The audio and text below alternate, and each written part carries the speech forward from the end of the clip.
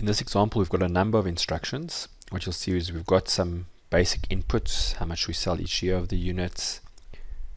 We've got a selling price, operating expenses. The end result is a income statement where we have total revenue for 5 years and a total cost of sales, GP, etc. What we're trying to get to is that this number here must add up to 500,000. We can play with the inflation rate, but we've got a rule that says that whatever we do to the selling price inflation, this over here must always be 1% more than that. So if you make a change here, you need to make sure you make a change here. You then need to, you're allowed to goal seek, see if you can get to our 500,000 by playing with that, but you're told it has to be a maximum of 8%.